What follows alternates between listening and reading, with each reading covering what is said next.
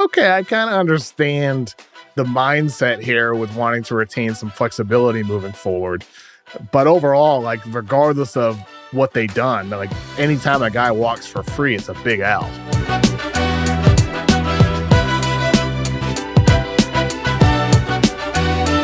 Welcome to the Mismatch. I'm Chris Vernon, and joining me as he does every Monday night from TheRinger.com is Kevin O'Connor, a.k.a. Kevin O'Bomber, Kevin O'Concert, Kevin O'Climber, Kevin O'Conflict, Kevin O'Camera, Kevin O'Candyland, Kevin O'Blazarian, Kevin!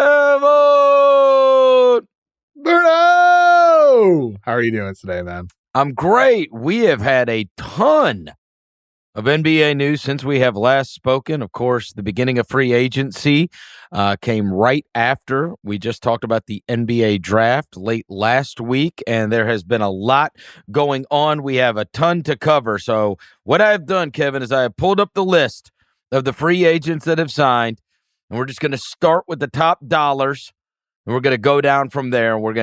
And at any point, if you want to bounce to another one, we can, or if you want to stop me, we can.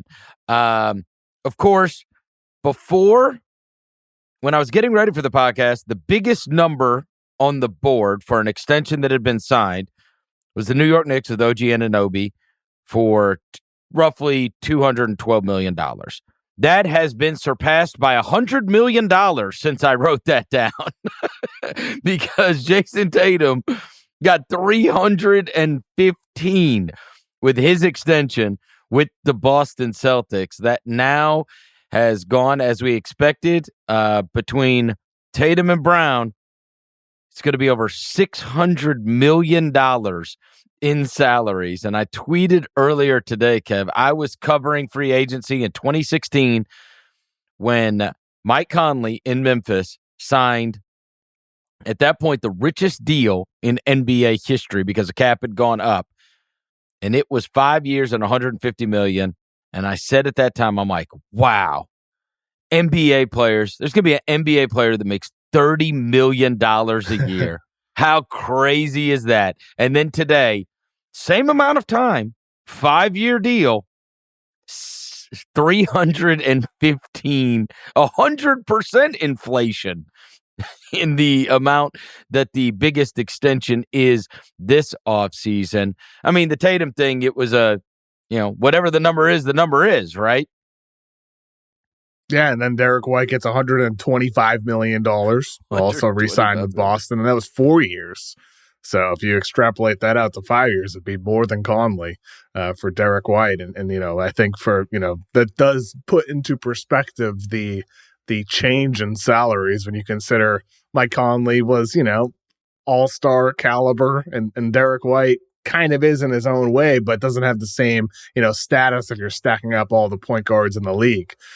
So for Boston, I think you see all the news today for the Celtics. They re-sign Tatum, they re-sign White, they bring back all their role players as well. And then there was the news that Wick Grossbeck, the team owner for 22 years now, is selling the team. Talk about a major timing, right? I'm not paying the bill. Yeah, sell high. But their statement did say he'll be the team owner until 2028. So that will see them through these big, expensive salaries for their championship run the next handful of years until he's actually not the owner anymore. But definitely an up and down kind of crazy day of Celtics news for everybody dealing with it there. OG Anunoby got the $212 million. Again, this one was not surprising to us. We figured once they made the deal with Toronto in the season that it was set up. You always reach out to know. It's the same way Indiana did with Siakam. So we figured this was just pen to paper. I know that he got hurt at the end of last year, which maybe could have muddled it a little bit, but I think that one was about what we expected, that it was in the cards that they wanted him. They wanted him going forward as a major piece of the team. I think maybe there was some sentiment that would the Bridges thing change anything with that, but I'd imagine that there was a wink, wink. Hey, we're making this trade. Want to make sure you want to be here with us going forward. And there was an understanding that this is the kind of deal that OG Anunoby would be getting in the offseason from the Knicks, right? Yeah, I mean, I think that was kind of an obvious one that would be happening for the Knicks, and then they get Mikal Bridges, and great for them to have those two wings and to bring those guys in. But it is a bummer for the Knicks that they lose Hartenstein, though. Yes. I mean, he was so critical to the Knicks last season, and him going to Oklahoma City on the 3-year, $87 million contract. I think with Oklahoma City, the Knicks are winners of the offseason too, but the Thunder getting Caruso for Giddey, like we talked about on last week's show, you get Caruso, he's an upgrade over Giddey, 3-and-D. I know you and I disagree on this point, but I think it's going to unlock Chet, more Case and Wallace. Those guys are going to get more touches. So you do all that, but then you also get Isaiah Hartenstein, who solves the rebounding issues. He adds some screening and creation and playmaking and facilitating as a center. And the toughness he brings in the front court next to Chet, all the flexibility you have to run Chet and Hartenstein, or just one of those guys out there. Like, I think Dagnall's going to have a lot of fun with different lineups he can use. But the one thing with Hartenstein that I don't think the Knicks needed to get out of him or tried to get out of him is some of the perimeter stuff we've seen him do over the years throughout his career. He's never been a great shooter, but he's been 31% from three in his career. He had some really hot stretches in the G League and overseas before he entered the NBA. I wonder if OKC, a team that everybody's been talking about, do they want to retain their 5-out identity? I wonder if OKC is going to, with Chip England as their shooting coach, get Hartenstein shooting threes at the top of the key, corner threes. And with OKC on defense, Hartenstein has switched on defense more often than he did this past season with the Knicks. I wonder if maybe we'll see some of that perimeter stuff from Hartenstein with OKC moving forward, because I think you pay a guy $87 million over 3 years. You're expecting him to be more than 25, 26 minutes per game player. I think the OKC is going to be able to get more out of him than any other team ever has in their past, especially with the way the rest of their roster is. Yeah, and I think that if you are, well, it's a bummer if you're a Knicks fan because he was a fan favorite, and I love Hartenstein. He's clutch. I think big for rebounds, anybody, big everything. I think for anybody that looks around, that number was so big that it's perfect for Oklahoma City because they've got, you mentioned Wallace, you mentioned Chet, you mentioned Jalen Williams. It's the luxury of having 3 of your top 6 or 7 guys on rookie contracts at the time. And his contract will then be coming off right when it's about, when it's Chet time. Like their pinch will be later down the road, but they have that money available now to be able to spend on a player like Hartenstein. And so you can go and target a guy that you think will help you and will fill a need. And if you pay a little more to make sure that you get him, then you pay a little more to make sure you get him because you're getting such incredible value out of at least 3 of your top 6 guys. They are wildly outperforming their contracts. And so that was obviously a great signing. Going back up to the top, we got to talk about the Paul George one. I know you love the fit in Philadelphia. This is just, it is so strange to me. And I heard our buddy Zach Lowe talking about this because I don't know why the Clippers put a statement out about this. And then talk so much about the second apron because the reporting on this was that they were willing to go 3 years, but not a 4th year.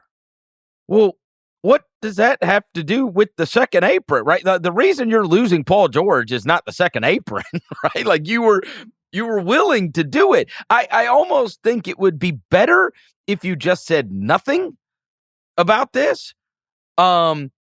Or if you just said, look, we want to go a different direction. We think it's a better direction for the Los Angeles Clippers. But, and if you did in your meetings decide, look, we've tried this and we've given it a good run. It's been 5 years that we gave this a run. And we got 3 playoff series wins to show for it. We haven't won a playoff series since 2021. So what are we doing here? Why are we spending a fortune every year on this team? We don't get the results. I don't get my money's worth on this version of the Clippers, and we need to pivot, and we need to go a different direction.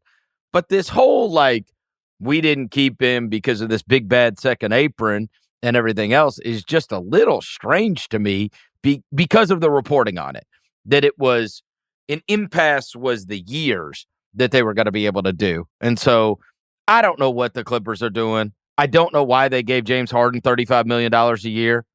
Who else was doing that? Who else was giving James Harden $35 million to play?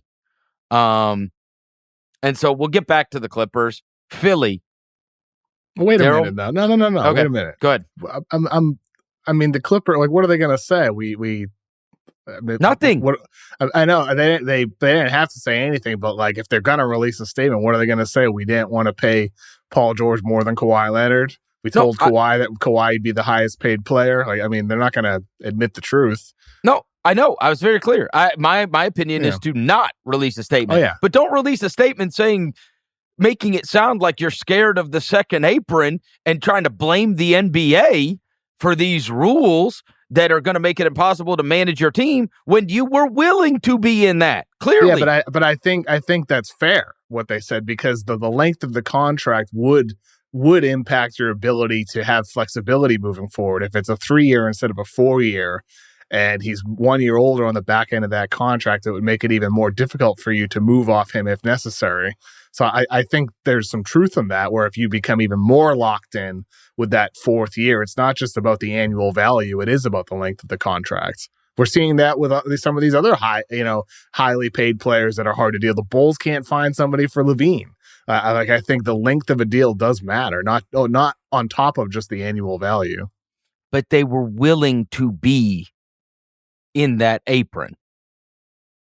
Even with 3 years. I don't the think 4th year doesn't that. affect that. Yeah, but they didn't say that. They said in the statement, they're like the under the constraints of the new CBA. Right. They blamed the CBA. And that's not the reason. I mean, I think that's part of the reason. If they didn't want to give him a 4th year, they don't have to give him a 4th year.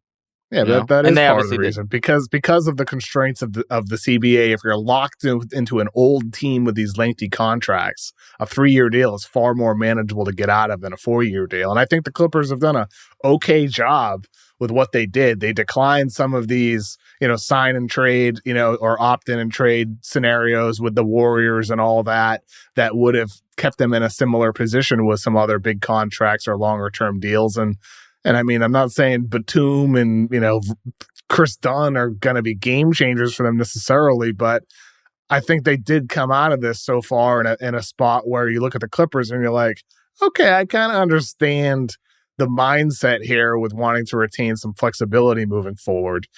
But overall, like, regardless of what they done, like, anytime a guy walks for free, it's a big L. I mean, it's a loss. And that whole Kawhi Leonard, Paul George experiment is a massive L. And that's why ultimately, like, part of me wonders if this was the plan all along, that they just didn't want Paul George, that Kawhi Leonard doesn't want Paul George anymore, because why would you have those conversations with Kawhi before ever talking to Paul George? I forget who reported it. Somebody said, it might have been Windhorst, who said Paul George was rubbed the wrong way about how they signed Kawhi to that length of a deal. That's not something he ever agreed to. Part of me just wonders if the Clippers every step of the way, and Kawhi, knew this would offend Paul George and knew that he could possibly leave and knew that they were going to go down this path, because they're not necessarily done yet. They could still try to work something out for DeMar DeRozan. I said months ago, or weeks ago rather, on this show, I think to you, when I reported the stuff about the Sixers, that DeRozan could be the backup plan with the Clippers, and he has yet to sign as of recording. We'll see what happens there. It sounds like he's not going to be staying with the Bulls. So the picture is still incomplete for the Clippers as of recording. But, obviously it sucks anytime a guy ends up leaving for absolutely nothing. Well, I know, and everybody's over the moon about the fit and about the acquisition of the player that is Paul George. That being said, the guy does not play basketball very much. You look at those Kawhi 5 or George, years. Or George. both. Go look at his games played until it was a contract year. I mean, he played 74 last year. Go look at the 4 years before that while he was in L.A. He did not play 60 in any of them, Kevin. He didn't play 60 games. Yeah, he's injured a lot. I mean, so that's why it's understandable why my statement would have been, we just gave him. this guy $1 billion to not play. You want us to do it for 4 more years? Enough. Yeah. You know? I mean, I just think clearly the Clippers are operating with a 2-year plan here. They give Harden two years. Kawhi gets 3. Yep. I think this team is looking at 2 years with Kawhi and Harden with some flexibility as the years go by. Maybe next summer picks become available to trade. They try to make a move to maximize that final year. Who knows what ends up happening? Or maybe they pull the plug on all of it and they trade Kawhi and they trade Harden and then they go to a full rebuild in the middle of next season or next summer. So, but I understand the viewpoint of wanting to retain flexibility because that's a hell of a lot of money for Paul George. This is a risk for the Sixers to give him that money, but it's the best choice that Philly had to make. This was their plan A. It makes all the sense in the world for them to go to Paul George. He's a 40+% guy from 3. He's a versatile defender. He's a connective passer. He can be, a high-end role player on some nights next to Maxey and Joel Embiid. And then other nights that he's feeling it, he can be that guy who drops 25, 30+ points. It's a perfect situation for Paul George. It's a perfect fit with the Sixers. And I think, it still comes down to Embiid's health. It still comes down to George being able to stay on the floor. There's still risk here for the Sixers, but this was their best choice in order to pursue a championship with Joel Embiid as their best player. They had to do this, whereas the Clippers, I think, they didn't need to commit to that. And so this makes sense for Philadelphia to do. Yeah. And we always talk about the best ability is availability, and Paul George has not proven to be available and great when it matters most over the course of his Clippers career. And that's what he's going to be judged upon. And it's going to be a lot harder in Philly than it has been in the other stops because he's played in Indiana, he's played in Oklahoma City, and he's played with the Clippers. And that fan base in Philadelphia. And so there is going to be a different level of expectation and microscope on him in a way that he probably hasn't had in his career in the same way. I'm talking on a local level. Of course, when you're that level of star on a national level, you get a big microscope, but on a local level, like that fan base is so passionate that they're going to be on his ass if he's not playing and on his ass if he's not performing. And so you can kind of just do whatever when you're playing for the Clippers. You can kind of just skate. And I do think they set a standard there, which I don't want to bust him up too bad, but when your best player and your franchise guy in Kawhi Leonard treats the season the way that he has treated the season. I mean, I was at a game, Kevin, where Kawhi Leonard literally did not come back out after halftime. He had a great first half. It was a tie game and didn't come back out. And there was no memo from the PR department. Ty Lue was visibly frustrated and didn't even know what to say after the game. And none of his teammates covered for him. They asked Russell Westbrook, where was Kawhi Leonard? And he was like, I have no idea. He literally, not only did he not come out for the second half, he didn't communicate why he wasn't coming out for the second half. The guy just did literally whatever he wanted to do all the time. So you may see a very different Paul George because that just becomes, the way things are there. And so you might see a very different one, especially when Embiid's willing to get out there hobbling around to play in basketball games. So it might be the best thing for Paul George to be around some competitors like Embiid and Maxey. I respect the decision that George made because he could have re-signed with the Clippers and just taken, less money, but instead he chose a really challenging route. The pressure will be on him in Philadelphia more than it ever really has been in his entire career.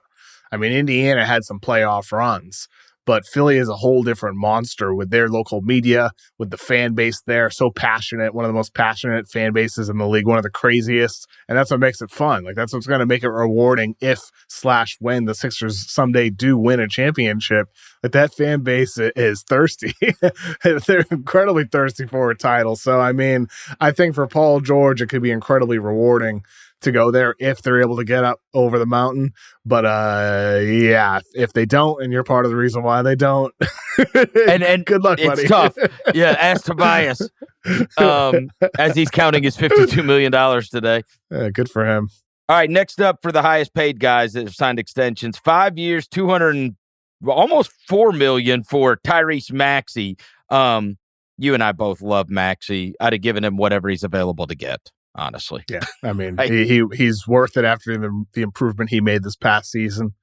I mean, I feel like he's the type of guy you can't bet on him you would bet on him to continue ascending as well. I mean, he became a 25 point per game last season. I think the playmaking leap that he experienced from the year prior with Harden as a teammate to last year, it wouldn't surprise me if that's the next step he takes. More diverse ability as a playmaker on a pick and rolls, because the scoring ability is already there. And so now you pair him with Paul George, sharing the ball with him, and Embiid, maybe he takes another step as he has every year of his career.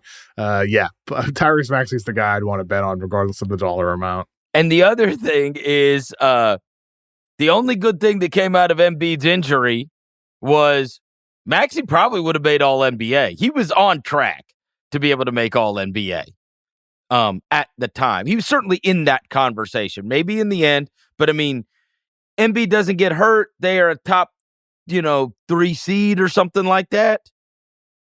He probably gets that over Halliburton. Yeah, he might, yeah. Right? Yep. And then they would have been on the hook for even more. We already covered the Siakam one. Immanuel Quickley, 5 years, $175 million. Okay. So my instant reaction was, what the hell? Not that I do not like Immanuel Quickley. It's just the number was so startling because it was after Malik Monk signed for, what was it, $77 million or something like that. I do not view them in a different class. I think Quickley's way better. You do? Way better. Better shooter, better ball handler, better at everything. I think he was 42% from the field in his games in Toronto. Yeah, I mean, but Quickley's also like a 40% guy from three, a higher volume shooter. Monk is not an elite shooter.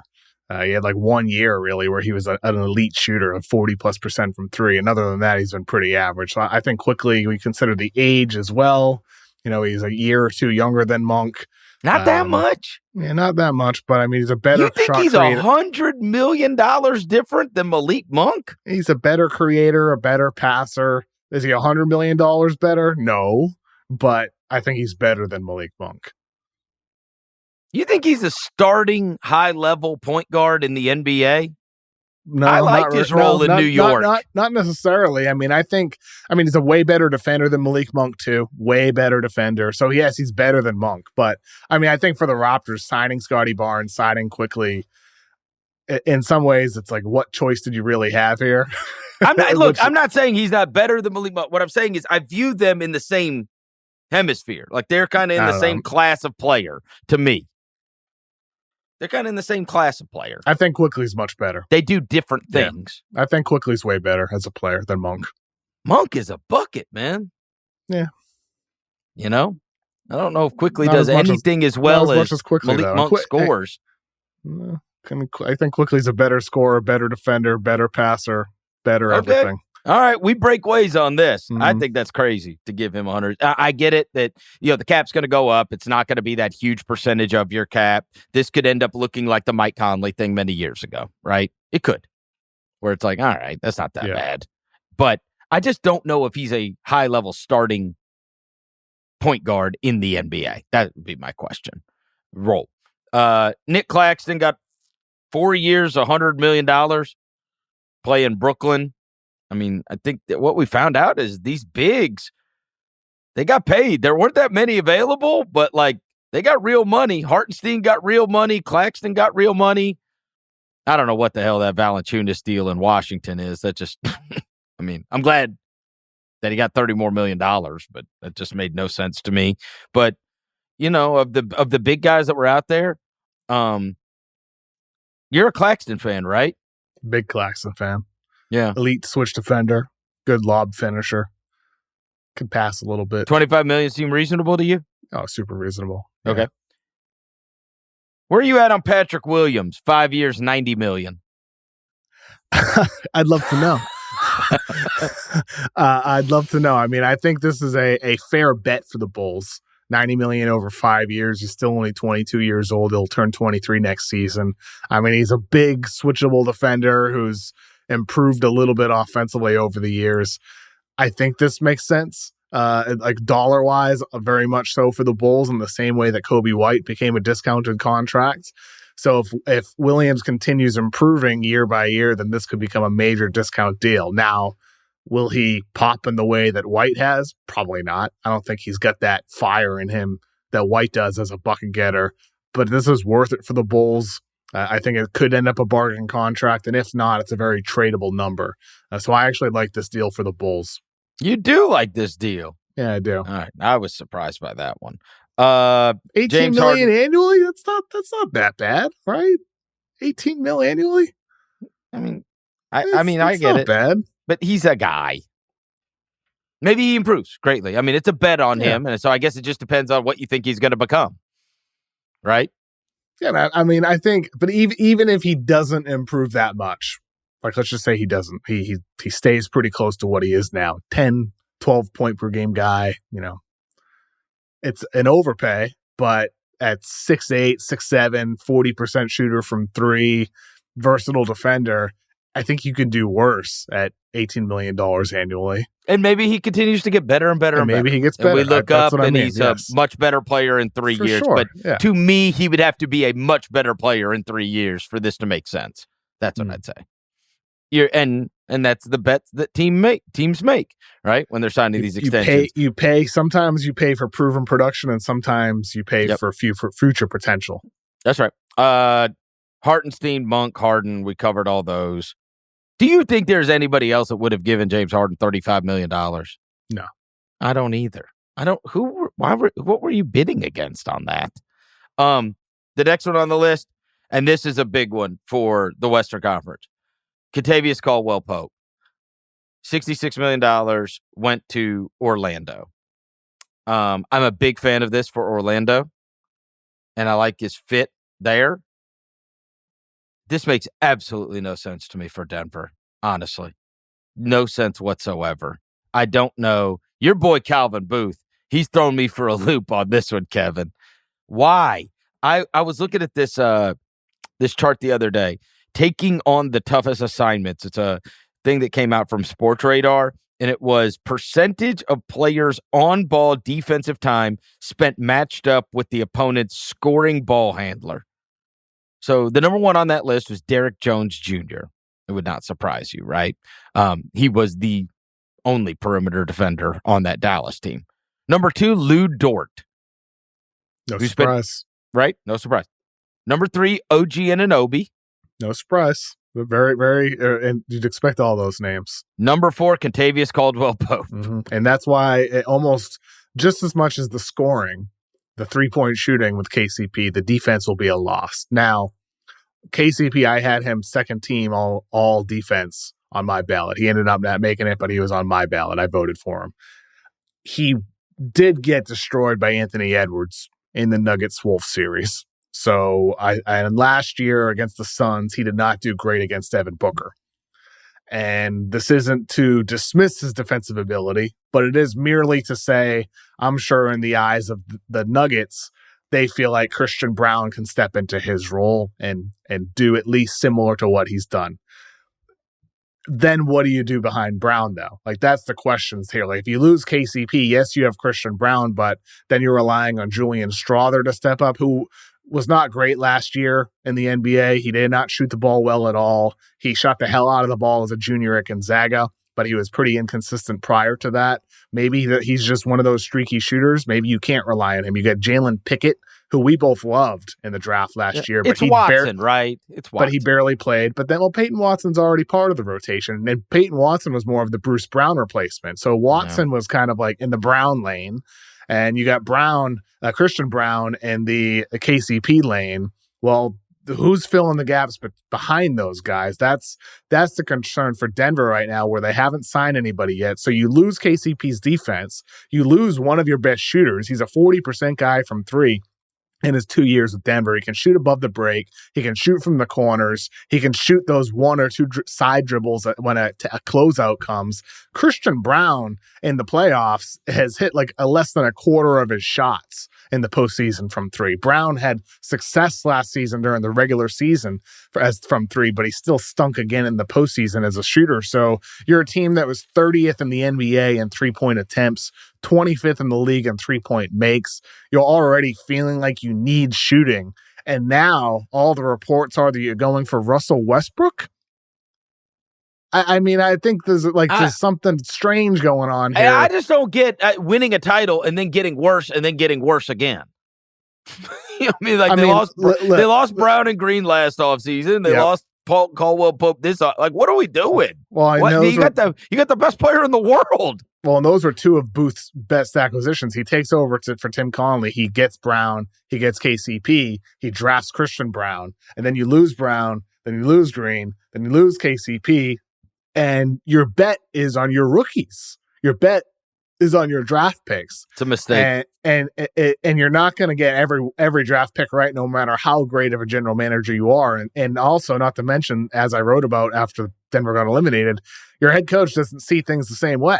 Malone didn't invest in those rookies during this regular season. He played two-way guys more than the rookies that you selected in the draft, more than Hunter Tyson, more than Jalen Pickett. He pulled the plug on Strother, who struggled and actually received opportunities. So I think, all the minutes and playing time that maybe could have went to those guys this season, they got none of it. And that hurts them entering year two. So I think Denver's a team where there's clearly a lack of organizational alignment, and maybe things got better after the season. Maybe this coming year, Malone will play those younger guys, and maybe Hunter Tyson ends up really good. Maybe Pickett ends up really good. But, I mean, the fact is that it's hard to replace KCP, especially 1 year after losing Bruce Brown. We saw how tough it was to replace Bruce Brown, and it's undeniable that the Nuggets are a worse team today than they would have been with KCP, and this hurts their finals chances in pretty profound ways, considering how vital he's been. You mentioned all the tough the good opponents he defends, the shooting he provides. Denver's in a tough spot all of a sudden, and this is a massive bet on their young guys taking a leap. Like Christian Brown's going to be way better. Peyton Watson's going to be better as a shooter. And if you do end up signing Russell Westbrook, and it seems like they're Harrison Wind, a very reliable reporter over at DNVR, he was the first to report that Jokic wants Russell Westbrook on the team, that he's pushing for it. If you sign Russ, and I know you and I see differently on Russ, but I'm sure you and I can at least agree on the strange fit in Denver. If you're adding Russ, a guy who shoots 25% from three, you can't play him with Aaron Gordon. They already sag off of Aaron Gordon and force him to shoot. You can't play those guys together. I just think it's going to be a complete disaster fit. And then also it takes minutes away from some of those young guys that you need to work out. Yeah, and say whatever you want, but Reggie Jackson played for him, right? They moved off of him too. Like, I don't get it, man. This should be a team that's like going for titles right now. It's like there's a window where this guy is the best player in the world, and you got to surround him with a team and KCP's number is not that high. $22 million annually. Reasonable. Yes. Well, yes. You know what I mean? I get it. If somebody like massively overpaid, like everybody looked at the Bruce Brown thing and went, "Yo, man, go get your bag." Yes. Right? But KCP, this is reasonable. Very reasonable. Nobody's going to be like, wow. But like, if you've got a small four or, a shooting guard / a wing that defends the best player on the other team every night and hits 40% of his threes, $22 million is super reasonable for that. Very reasonable. And so that's why, like, I think with Denver, they're the team right now where you look at and say that's cheap ownership. Like, you got Boston right now, who just paid their fifth player over $30 million annually. They're fifth. And the Nuggets can't dip into the second apron for the first year with giving KCP $20 million. I mean, like, that's a failure to support your your megastar in Jokic, your future Hall of Famer, your all-time great, your 3-time MVP. That's on ownership, and it is on front office as well, in the sense that they didn't have to sign Zeke Naji. If they didn't give Zeke Naji the money last year, then they wouldn't be in this position where they'd have to move off of him, where they couldn't be in a spot where they'd go over the second apron. So I think for Denver here, I look forward to seeing if they got any other moves coming. I think Russ would be a major mistake. It would be one of the worst mistakes of Jokic's career to end up pushing for him. He would learn the same thing that LeBron James learned. I wish they had signed like DeLon Wright, who went to the Bucks for the minimum. To me, that would have made a hell of a lot more sense. There's other guys in free agency I'd rather go for. I'd rather go for like Tyus Jones. Maybe you could work some trade for him with that Zeke Naji salary number. Or grab Malcolm Brogdon from Washington. There's just other paths I'd rather go here. And then the other side of it, though, too, Chris, is I forget who reported it. Forgive me. But somebody said, I think it was Sam Amick with The Athletic, and that crew, said that the Nuggets made an offer for Paul George, including Michael Porter Jr., of which the Clippers declined, like they did all of these other sign-and-trade or opt-in-and-trade scenarios.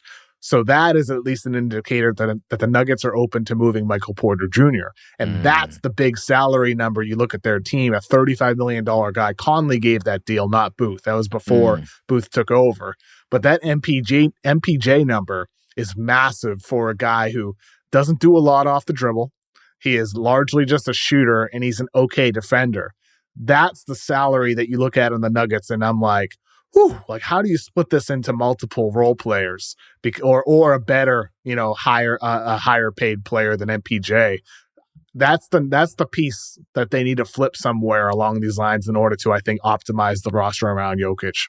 Next one on the list, Obi Toppin got 4 years, $60 million from Indiana. Man, he made himself a lot of money last year, didn't he? Yeah, good for him, man. He's turned himself into a really good role player. Good shooter, still a lob guy, good defender. I love Obi Toppin. Did a bit of between the legs dunk in the playoffs. So funny. That's worth $60 million. Oh yeah. Tobias Harris, 2 years, $52 million. Good for him, man. You made over $300 million in your career. Congrats. Why would Detroit do this? I don't know. They need shooting because he fits the timeline of their young team. I don't know. They need. You got money to spend, right? Yeah, they got to find shooting somewhere. They have to. Yeah. Well, they did it with Joe Harris back in the day. Remember that? Yeah, that sure worked out. Yeah. We never heard from Joe Harris again. I know. Whatever happened to him? We literally never heard of him again. I never heard his name. Joe Harris's most significant thing he has done for me, no lie, it's the last time me and my son ever played 2K. I think it was 5 years ago. Oh, yeah? And it was going to destroy our relationship. Oh, I mean, I probably had 56 with Joe Harris. That joker was auto from 3. Green, green, green. This is when he was on the Nets. And it was like that fun Nets team. And I picked him one night, and I lit his ass up with Joe Harris so bad that he got so mad at me and left. And then I was, of course, running my mouth about it. And I don't think we've. I don't think we've. You run your mouth? Yeah, I don't think. Yeah, you're a trash talker. I had to teach him young. I had to teach him young. I think he hates Joe Harris still to this day, and it's all because of the 2K game. But congrats to Tobias Harris. All right, let's get to Klay Thompson. 3 years, $50 million from the Dallas Mavericks. There's a sign and trade, as we know. I like this for Dallas a lot. Me too. I think he could just set up and knock down threes. That's the role. It is Heat Ray Allen, right? And I think he could do more than Heat Ray Allen could at the time. Chip on his shoulder, big chip on his shoulder. Chip on his shoulder. He wants to prove something, and I think he, at a minimum, he is a big upgrade over Tim Hardaway Jr. Luka generates a ton of open threes. You just got to make them. Mm-hmm. And if there's one thing, that joker is one of those dudes that 80 years old, Klay Thompson is going to be able to walk out on a court and hit threes. Yeah, and I think you have some Warriors fans. Like I responded to the report by Woj saying this is a big upgrade for Klay Thompson, and a bunch of Warriors fans, understandably so. Like a legend leaves, you're feeling emotional about it, but they're like, he's not a sniper anymore. Like he's not the same shooter he was in the past. And I'm like, that's true. He is not a 45% guy from three. He is not an otherworldly shooter anymore. But he still is a guy who hit almost 40% of his threes on a very high volume. He is still an elite shooter, even though he's not as elite as he once was in his prime years pre-injury. And for the Mavericks, a team that like Derrick Jones Jr. is airballing open threes, and Tim Hardaway is so streaky and can't do anything out there when he's off. You go to Klay Thompson as an upgrade over Hardaway. That's an automatic upgrade in my opinion for the Mavericks roster. Then you factor in that they also got Najee Marshall, who replaces Derrick Jones. Jones, very good player in his own right, good defender. Najee Marshall, I think, checks the boxes that they needed a little bit more with size. He brings more bulk as a defender, and he was a more consistent shooter, at least this past season. And then you get Quentin Grimes, who, he was riddled with injuries this past season, and he replaces Josh Green, who had to go to Charlotte in the deal to get Klay. But you get Quentin Grimes as kind of that young wing.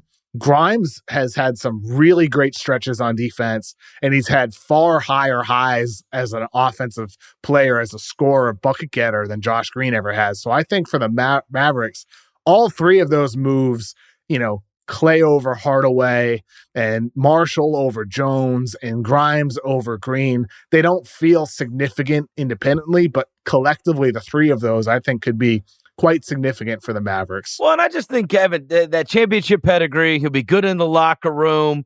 He's a good team basketball player. You hope. Yeah. You hope he'll be good in the locker room, because he wasn't the last 2 years with the Warriors. Well, a lot of crying and complaining and that taking was just bad filled shots. with resent. The other thing that was part of it, yes. And he's an elder statesman there. And also, he's the role, they needed him to be a lot better scorer than even he was, right? Like, I mean, with the way their team was set up and the amount of money they had, like, you look around, you go, who's getting me 20 tonight? Yes. And so he goes Curry and then who? And once Wiggins sucked, it was like, it then became like friggin' Kuminga. I feel like Klay is being judged still as a $40 million player. He is now a $16 million player. He is now the third or fourth, sometimes the fifth best player on your team, not the guy who's second best or third best, making $40+ million. He also needs to be the third or fourth leading shot taker, not the second shot taker. Exactly. And so for Dallas, I'm very excited to see what, Jason Kidd does with him. I hope. I mean, I think if they put him in the Tim Hardaway Jr. role alone, that's going to lead to a greater production. But if they install like a little bit more motion, a little bit more movement with Klay to do some of the stuff that he's been so successful with in the past, that could add a new ingredient to the Mavericks half-court offense that makes him even harder to defend, because shooting makes everything. Shooting has an amplifying effect, right? So if Klay's out there beyond the arc, that makes driving lanes more open for Luka. That creates a more efficient shot for Luka in the mid-range area, at the rim, more kick-out passes to other guys, cutting lanes, lob opportunities.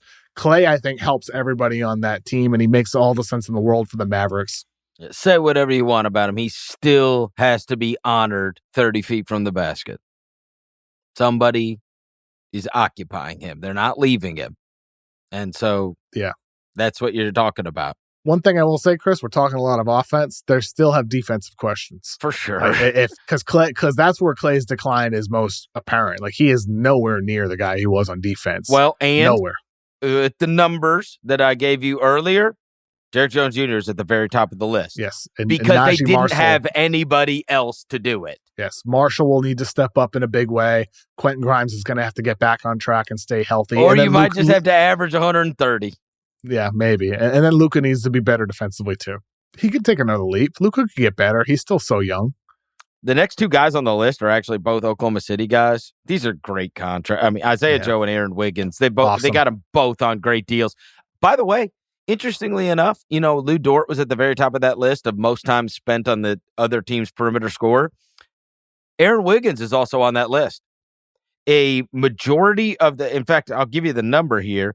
When Aaron Wiggins was on the floor, I believe, I take that back. He is not on this list, so forgive me on that. Caruso is on this list. I'm sorry. That was the other Oklahoma City guy.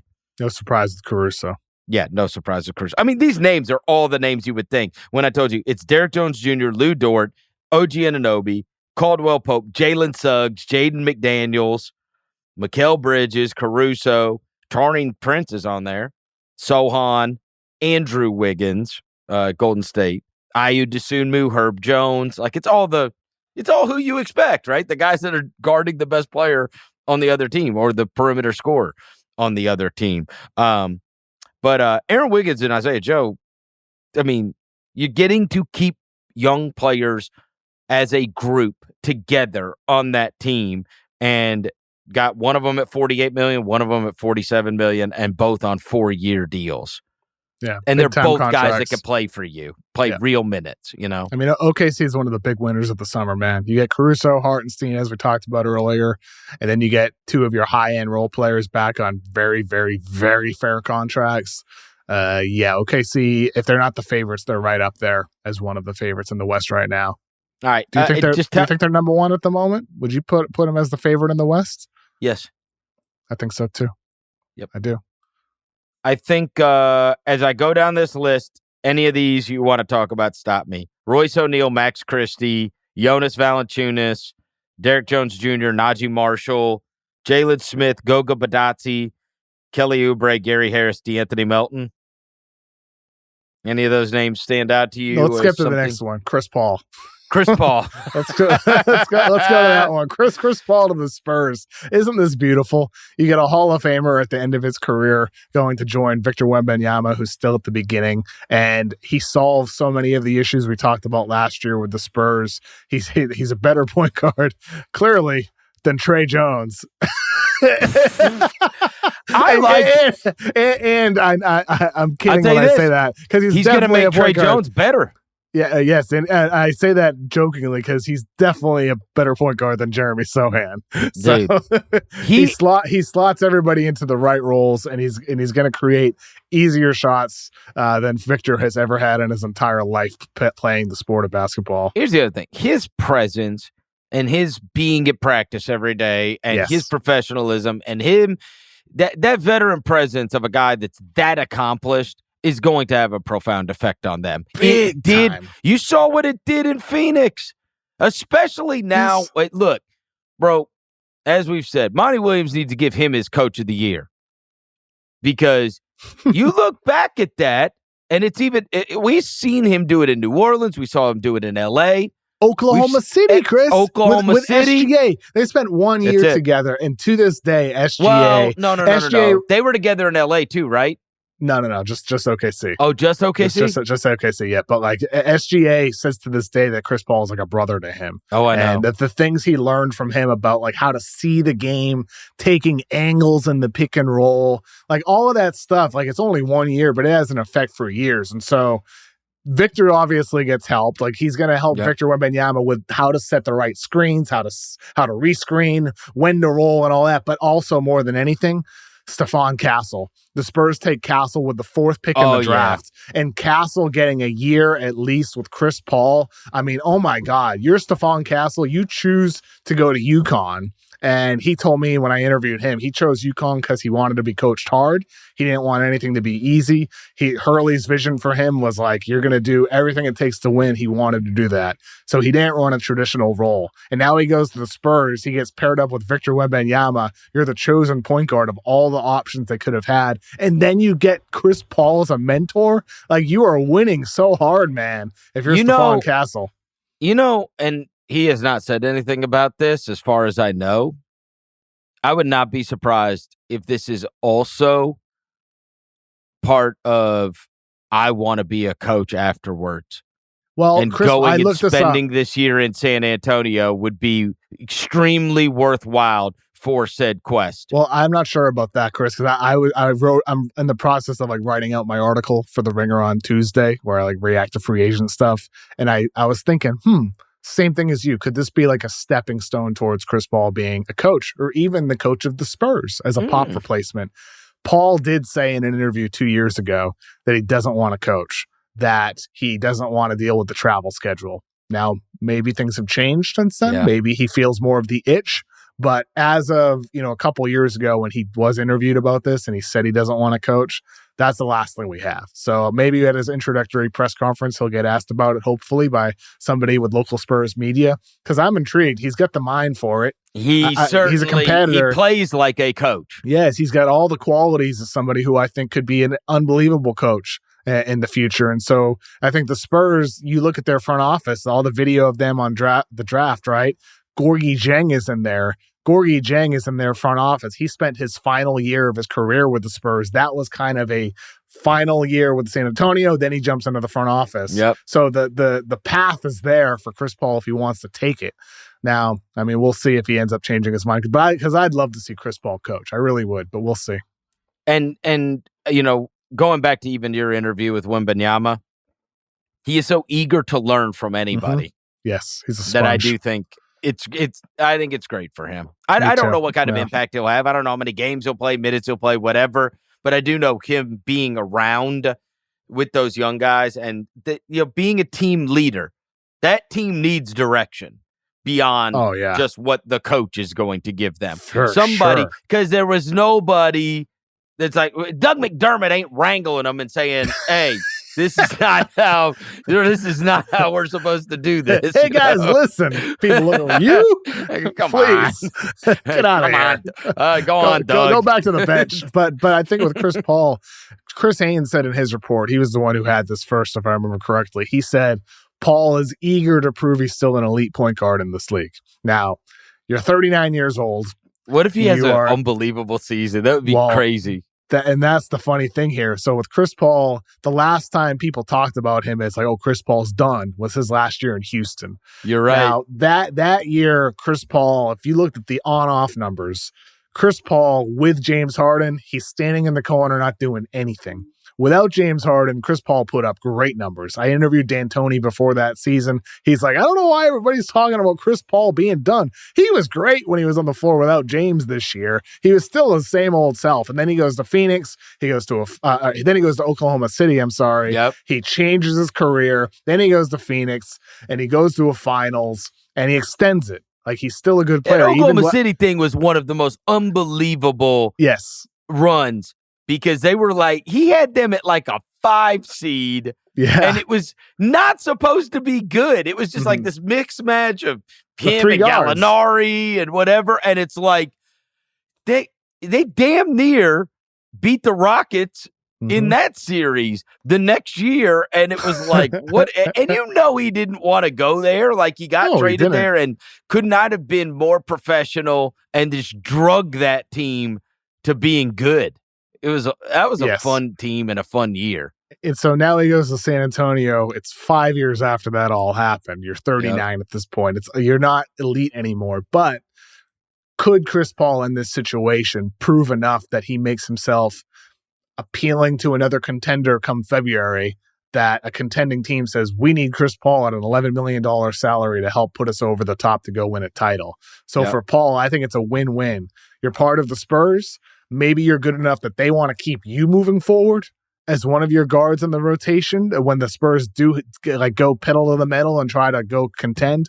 Or maybe you become appealing to another team for your 40s and you kick the can forward for another 2-3 years and you play a little deeper into your career.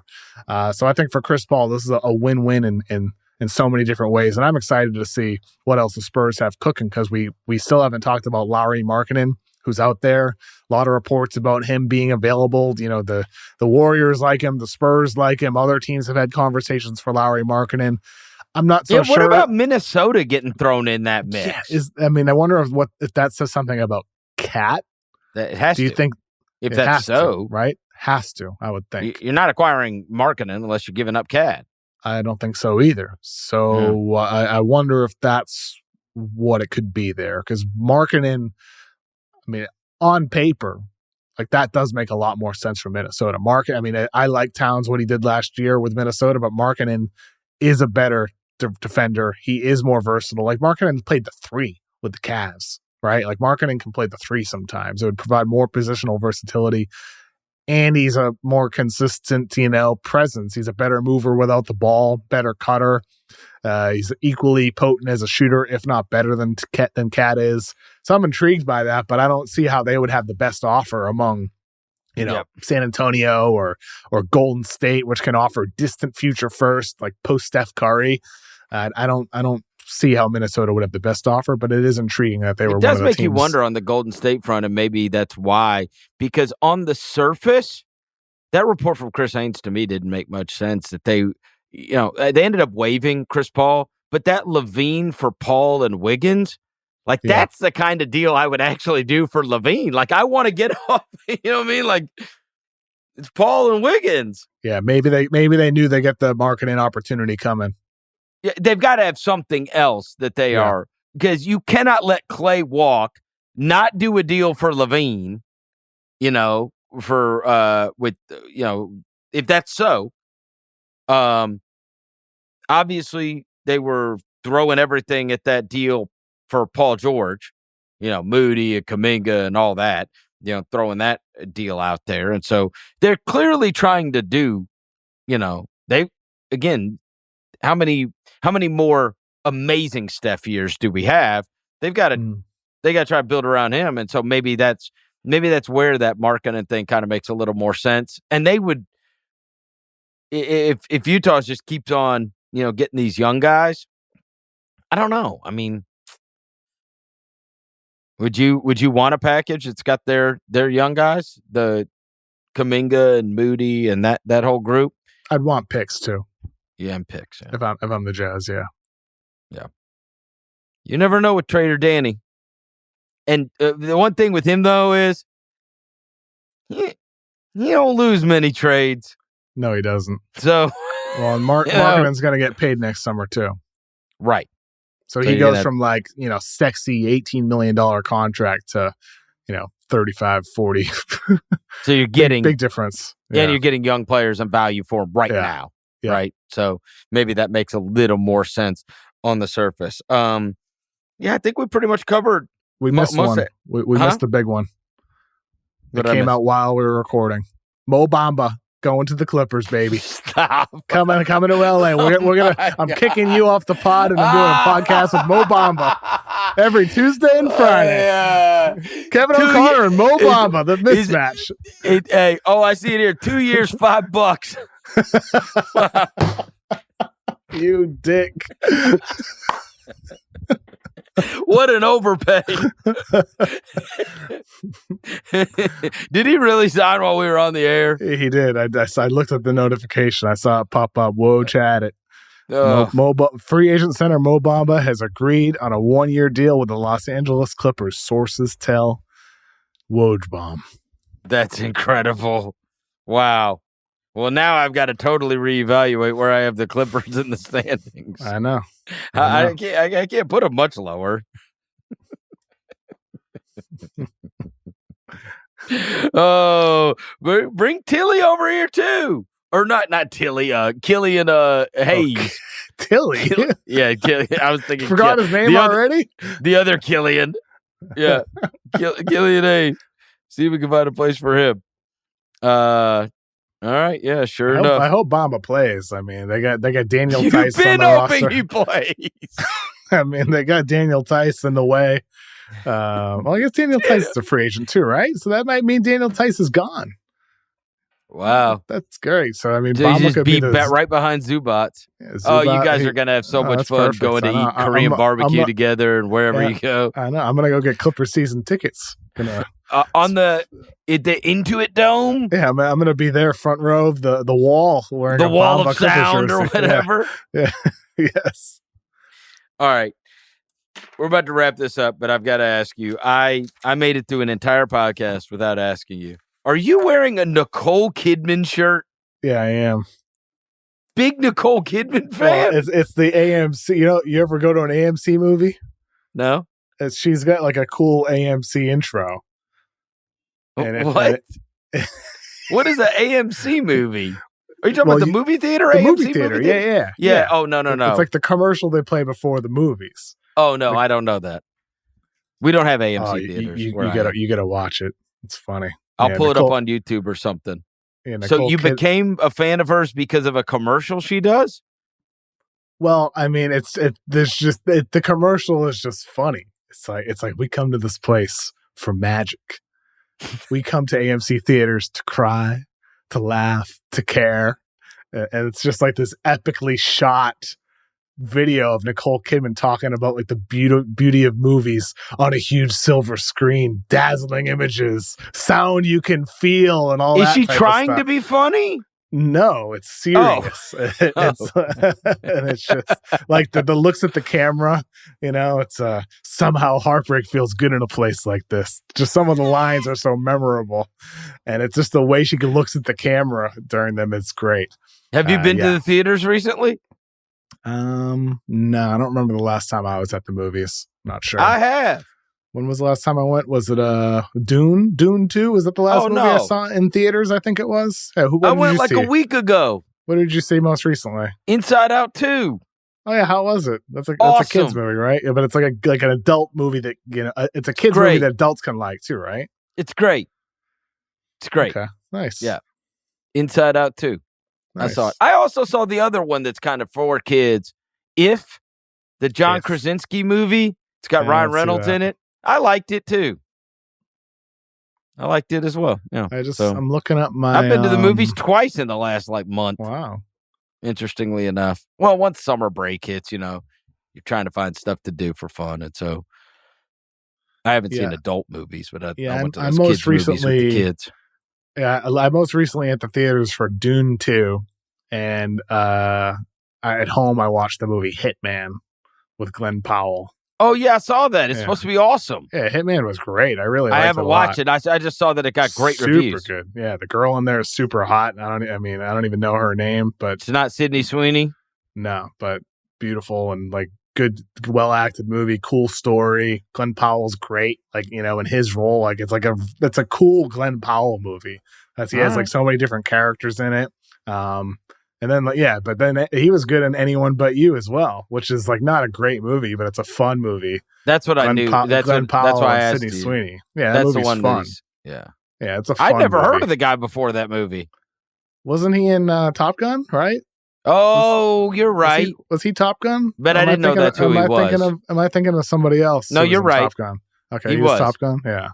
Well, no, I mean, he wasn't Top Gun, but he was in Top Gun. I'm saying he was in it. Yeah. Top Gun's great, man. Are they doing another Top Gun? I hope so. I think they are. Right? I'm pretty sure they are. Yeah. Right? All right. That was announced, right? Top Gun 3. Let me confirm this real quick. Top Gun 3. Top Gun 3, 2025. I'm with it. Yeah. Hell yeah. Okay. That's great. More Tom Cruise, the better. The more Tom Cruise ever, is he going to do, remember that announcement years ago that he was doing a movie in space?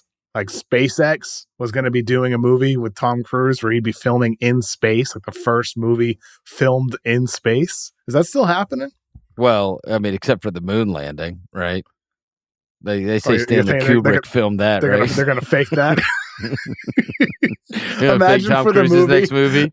Imagine if they actually filmed Tom Cruise on the moon as part of the movie. They do another moon landing. It'd be the first time in a long time. Yeah, like there's no untitled Tom Cruise SpaceX project. There's still no release date for it. There's a director, Doug Lehman, something like that. But nothing. He did Edge of Tomorrow. You know Edge of Tomorrow? That's a classic. That's a true rewatchables. Have you seen it? No. Oh my God, you got to watch Edge of Tomorrow. That might be Tom Cruise's best movie. I like Jerry Maguire. Yeah, that's a good one. Yeah. All right. Well, we are going to be off for July 4th unless something groundbreaking happens. Maybe we have to, do some emergency. What would have to happen? LeBron goes somewhere else. LeBron doesn't go back to the Lakers despite hiring his podcast co-host and drafting his son. Would that I think that would apply. Other than that, how about KD being traded? That would qualify, right? Probably. Okay. It's got to be massive, massive news But we hope everybody enjoys their 4th. And how about Ja suspended again? How dare you? How dare you? Thank God stupid Mo Bamba signed tonight, so we didn't have to do an emergency podcast on that for you. How about Killian Hayes signs with an NBA team? That might apply. How about Killian to China? We could do one for that. He didn't even make the French team. Jesus. That pissed me off. All right. Look, thank you to our executive producer, Jesse Lopez, as always. Kevin, I'll talk to you next week. I'm looking forward to it.